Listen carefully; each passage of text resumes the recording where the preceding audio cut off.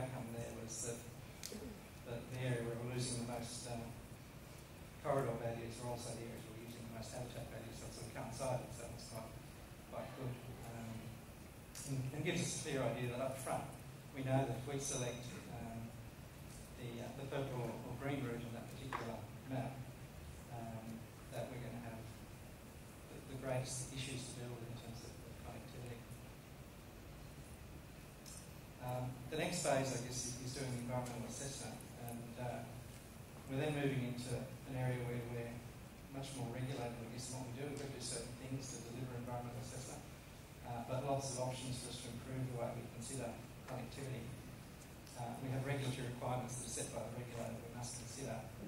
Increasingly, they're including impact on connectivity, but a lot of it is about identifying vegetation communities and habitat that we're losing. We then need to consider what our impacts of the project on connectivity are, which of the species we're impacting upon. In New South Wales, there's an assessment process that we follow for testing significance. Sometimes we have to do that, and other times we don't, depending on the legislation. And then within that environmental assessment process, there's an opportunity for us to propose mitigation strategies. And I guess in the past, they've very much been the proposed mitigation strategies that we've discussed with the regulatory agencies and come up with a strategy post-approval. Whereas now we're really being asked to identify the crossing strategy or the connectivity strategy prior to approval. The sorts of conditions of approval that we do get have changed. I guess probably only 3 or 4 or 5 years ago, the sort of conditions of approval we got was that we designed something in consultation with the Environment and Fisheries Agency. But later examples are much more prescriptive in terms of what we do. This is no particular example, but it shows some of the prescriptive nature of the conditions, which species we have to provide crossing for, how wide the median must be, where they're to be located, those sort of things. So increasingly we're being regulated to make sure that we meet certain standards. This is how we go about doing it.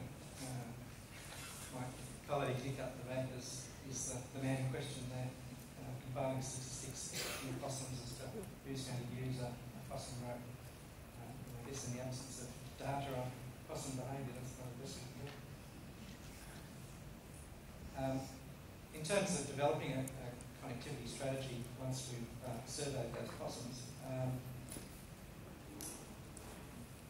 how do we then build that into an actual strategy? What elements of an existing road design can we use to facilitate the crossing? It's much better for us to use existing structures as much as possible. But does that meet our objectives? Do we have objectives? Can all the target groups be accommodated? Does the site allow for the construction of measures? It's well and good to say you need to put in a connectivity measure, but does the site actually allow it? Is the local connections available, and can we access it for maintenance? I won't go into any detail on these, but clearly you then move into what the speaker's going to talk about is designing the actual measure, how you cost it, and then how you manage it into the future. And just to give a little bit of a human example, we're starting to see the crossing location being identified there, where it would go, what it would do, the diagrams to show how the light bulb will work, whether the possums will actually get across before being hit by the trucks, and then to the actual delivery of the crossing structure. In terms of a standard approach, just to conclude, I guess I'm concerned that if we end up with a standard that is very fixed, that we have to deliver 10 underpasses every kilometre, or we need to do this prescriptive sort of thing. And I guess I'm concerned about that because it assumes that we know what the requirements of the fauna are, and we know what the project site and site constraints are at the same time. But I think what we do need, I think there's a relative consensus in this conference about this, is that we need a consensus as to the measures that are working and should be applied, and the measures that aren't working. But also an agreed approach, like John's decision support system, as to how and when we consider water crossings in any infrastructure projects. And we need to take some of these opportunities to develop better approaches through innovation and responsible research.